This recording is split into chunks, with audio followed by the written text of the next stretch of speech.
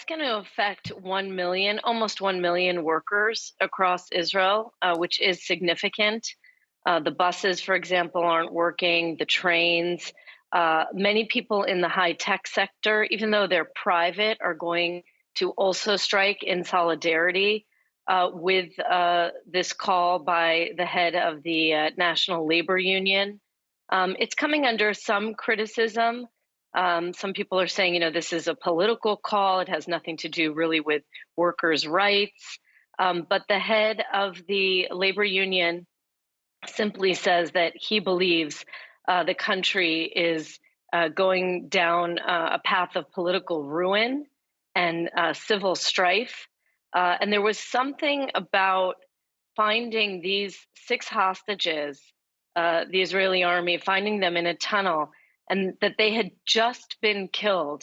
Now we understand about 2 days before the Israeli army got to them, and executed in such a ghastly manner, right?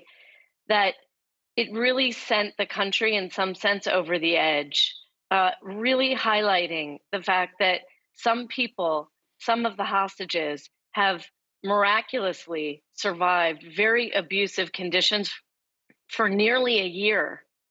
And the government has been, or many people believe, the Prime Minister, Israeli Prime Minister Benjamin Netanyahu, has been dragging his feet on getting a deal done for what they consider just purely political reasons, right? Netanyahu, we have to remember, if he signs a ceasefire deal, it is incredibly likely that his government will fall. And the people of Israel are now, I would say, not only angry, but irate that Netanyahu appears to be putting his own political survival ahead of the lives of these hostages, and finding 6 dead and executed, just days before the Israeli army got to them, highlights the plight of the hostages and the danger that they face.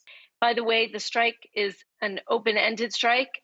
This is day one, but it could go on for some time.